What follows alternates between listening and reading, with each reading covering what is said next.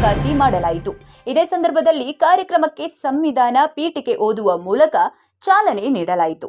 ಬೆಳಗಾವಿ ನಗರದ ಸರ್ಕಿಟ್ ಹೌಸ್ನಲ್ಲಿ ಕರ್ನಾಟಕ ಭೀಮರಕ್ಷಕ ಸಂಘಟನೆಯ ದಿನಾಂಕ 17/9/2024ರಂದು ಕರ್ನಾಟಕ ಭೀಮರಕ್ಷಕ ಸಂಘಟನೆಯ ಬೆಳಗಾವಿ ಹಾಗೂ ಹುಕ್ಕೇರಿ ಘಟಕದ ಪದಾಧಿಕಾರಿಗಳನ್ನ ನೇಮಕಾತಿ ಮಾಡಿ ಆದೇಶ ಪ್ರತಿಯನ್ನ ಕೊಡಲಾಯಿತು.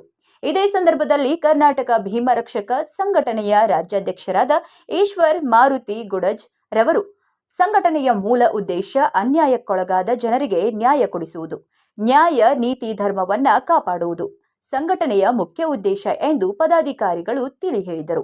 ಅನ್ಯಾಯದ ವಿರುದ್ಧ ಸಿಡಿದೇಳುವುದೇ ನಮ್ಮ ಸಂಘಟನೆಯ ಮುಖ್ಯ ಧ್ಯೇಯವಾಗಿದೆ ಎಂದು ಹೇಳಿದರು. ಈ ಸಂದರ್ಭದಲ್ಲಿ ಆಯ್ಕೆ ಮಾಡಿದ ಎಲ್ಲ ಪದಾಧಿಕಾರಿಗಳನ್ನ ಸರ್ವಾನುಮತಗಳಿಂದ ಆಯ್ಕೆ ಮಾಡಲಾಯಿತು. ಬೆಳಗಾವಿ ಜಿಲ್ಲೆಯ ಗೌರವ ಅಧ್ಯಕ್ಷರಾಗಿ ಮಹಾನಿಂಗ ಶಿರಗುಪ್ಪಿ ಅವರನ್ನ ಆಯ್ಕೆ ಮಾಡಿದರೆ, ಮಹಿಳಾ ಘಟಕದ ರಾಜ್ಯ ಕಾರ್ಯದರ್ಶಿಯಾಗಿ ಸುನೀತಾ ಕೊಣ್ಣೂರ್ ಅವರನ್ನ ಆಯ್ಕೆ ಮಾಡಲಾಯಿತು. ಅದೇ ರೀತಿ ಮಹಿಳಾ ಘಟಕದ ಬೆಳಗಾವಿ ಯುವ ಘಟಕದ ಅಧ್ಯಕ್ಷರಾಗಿ ಸಂಗೀತಾ ಕಾಂಬಳೆ ಅವರನ್ನ ಆಯ್ಕೆ ಮಾಡಲಾಯಿತು. ಗಿರಿಜಾ ಕೋಳಿ ಬೆಳಗಾವಿ ಗ್ರಾಮೀಣ ಅಧ್ಯಕ್ಷರಾಗಿ ಆಯ್ಕೆಯಾಗಿದ್ದಾರೆ. ಜಯಶ್ರೀ ಮೇತ್ರಿ ಹೊನಗ ಗ್ರಾಮದ ಮಹಿಳಾ ಘಟಕದ ಅಧ್ಯಕ್ಷರಾಗಿ ಆಯ್ಕೆಯಾಗಿದ್ದಾರೆ.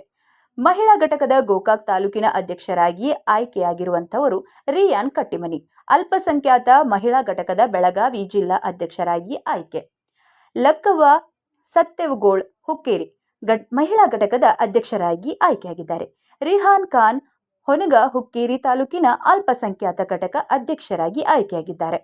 ಮೆಹಬೂಬ್ ಎಂ ಶೇಖ್ ಆಟೋ ಘಟಕದ ಜಿಲ್ಲಾ ಅಧ್ಯಕ್ಷರಾಗಿ ಆಯ್ಕೆಯಾಗಿದ್ದಾರೆ.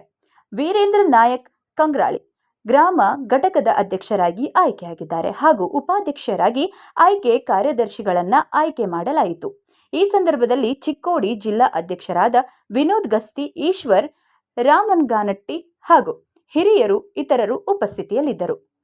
ಸುದ್ದಿ ವಿನೋದ್ ಗಸ್ತಿ. ಸತತ 3 ವರ್ಷಗಳ ಕಾಲ ಅವ್ರ ಜೀವನ ಹಂಗೆ ತೊರೆದ ಸಂವಿಧಾನ ಬರ್ದಾರ. ಅವ್ರು ಕೊಟ್ಟಂತ ಹಕ್ಕು ಉಳಿಸ್ಕೊಳಕ್ ಮೊದಲು ನಾವ ಅಟ್ರು ಒಗ್ಗಟ್ಟಾಗೋಣ, ಹೋರಾಟ ಮಾಡೋಣ. ಆ ಹೋರಾಟದಿಂದ ಬಂದಂತ ಫಲವನ್ನ ನಾವೆಲ್ಲ ನನ್ನ ಶೋಷಿತ ಸಮಾಜಕ್ಕೆ ಹಂಚಿ ತಿನ್ನುವಂತ ಕೆಲಸ ಮಾಡೋಣ. ಅದಕ್ಕೆ ದಯಮಾಡಿ ಮುಂದಿನ ದಿನಮಾನೊಳಗ ನಾವು ಈ ಸಂಘಟನಾತ್ಮಕವಾಗಿ ಹೋರಾಟ ಮಾಡದೇ ಇದ್ರ, ಒಗ್ಗಟ್ಟಾಗದೇ ಇದ್ರ ನಾವು ಮುಂದೆ ಬರುವಂತ ದಿನಗಳನ್ನ ಬಹಳ ಕಠಿಣವಾಗಿ ಎದುರಿಸ್ತೀವಿ.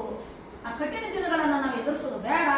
ಇನ್ನು ಮುಂದೆ ಬರ್ತಕ್ಕಂಥ ದಿನಗಳನ್ನ ನಾವು ಒಳ್ಳೆ ರೀತಿಯಿಂದ ನಮ್ಮ ಮುಂದಿನ ಪೀಳಿಗೆಯನ್ನ ಒಳ್ಳೆ ರೀತಿಯಿಂದ ಬೆಳೆಸಬೇಕು, ಶಿಕ್ಷಣವಂತರನ್ನಾಗಿ ಮಾಡಬೇಕು, ಅವರಿಗೆ ನಾವು ಒಳ್ಳೆ ಶಿಕ್ಷಣ ಕೊಡಿಸ್ಬೇಕು. ಅವ್ರನ್ನ ನಾವು ಒಂದು ಜಾತ್ಯತೀತವಾಗಿ ನಾವು ಬೆಳಿಬೇಕಂತಂದ್ರ ನಾವು ಸಂಘಟನೆ ಈಗ ಮಾಡೋದು ಬಹಳ ಅನಿವಾರ್ಯ ಐತಿ.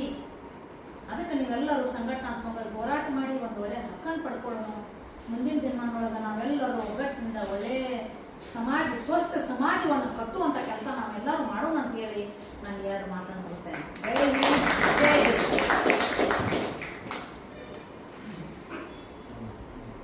ಏನ್ ನಿಮ್ಮ ಅಭಿಪ್ರಾಯ ಐತಿ ನಮ್ಮ ಸಂಘಟನೆ? ದೇಶ ಸರ್ವ ಜಾತಿ ಸರ್ವ ಧರ್ಮ ಸಮಾನತೆಯ ದೇಶ, ಎತ್ತಿ ಹಿಡಿಯುವಂತ ದೇಶ. ಈ ದೇಶಕ್ಕೆ ಸಂವಿಧಾನ ಕೊಡಬೇಕಂತ ಡಾಕ್ಟರ್ ಬಾಬಾ ಸಾಹೇಬ್ ಅಂಬೇಡ್ಕರ್ ಅವರು ಕೇವಲ ದಲಿತರಿಗೆ ಕೊಟ್ಟಿಲ್ಲ, ಪ್ರತಿಯೊಂದು ಜಾತಿಗೂ ಮೀಸಲಾತಿಯನ್ನು ಕೊಟ್ಟಿದ್ದಾರೆ, ಪ್ರತಿಯೊಂದು ಜಾತಿಗೂ ಕಾನೂನುಗಳನ್ನು ಕೊಟ್ಟಿದ್ದಾರೆ. ಅದರ ದುರಾದೃಷ್ಟ ಏನಂದ್ರೆ ಡಾಕ್ಟರ್ ಬಾಬಾ ಸಾಹೇಬ್ ಅಂಬೇಡ್ಕರ್ ಅವರನ್ನ ಕೇವಲ ದಲಿತರನ್ನಾಗಿ ಸೀಮಿತ ಮಾಡಿದಾರ. ಇವತ್ತು ನಾವು ಹೋರಾಟಗಾರಗಳನ್ನ ಯಾವ ರೀತಿ ಸೀಮಿತ ಮಾಡ್ಕೊಳ್ತಾ ಇದೀವಿ ಅಂದ್ರೆ ಒಂದೊಂದು ಜಾತಿಯ ಅನುಗುಣವಾಗಿ ನಾವು ಸೀಮಿತಗೊಳ್ತಾ ಇದೀವಿ. ಆದ್ರಿಂದ ತಮಗೇನು ಹೇಳ್ತೀನಿ ಅಂದ್ರ ಇವತ್ತು ಎಲ್ಲಾ ಹೋರಾಟಗಾರಗಳ ಜಾತಿ ಸಲುವಾಗಿ ಹೋರಾಟ ಮಾಡಿಲ್ಲ. ಅವ್ರು ಹೋರಾಟ ಎದಕ್ ಮಾಡಿದಾರೆ ಅಂದ್ರ ದೇಶದ ಸಂಬಂಧ ಹೋರಾಟ ಮಾಡಿದಾರ. ಇವತ್ತು ನಾವು ಸಂಘಟನೆ ಕಟ್ಟಿದ್ವಿ ಎದಕ್ಕಂದ್ರ ನಮ್ಮ ಹೆಣ್ಮಕ್ಳನ್ನ ರಕ್ಷಣೆ ಮಾಡಾಕ, ನಮ್ಮ ಅಂತಂದ್ರ ಬದುಕಾಕ, ನಮ್ಮ ಅಂತಂದ್ರ ಚಲೋ ಇರಾಕ ಸಂಘಟನೆ ಮಾಡಿದ ಹೊರತಾಗಿ ಯಾವುದೇ ರಾಜಕೀಯ ಪಕ್ಷದ ಗುಲಾಮರಾಗಿ ನಾವು ಕೆಲಸ ಮಾಡೋದಿಲ್ಲ ಅಂತ ಈ ಸಂದರ್ಭದಲ್ಲಿ ಕರ್ನಾಟಕ ಭೀಮರಕ್ಷಕ ಸಂಘಟನೆಗೆ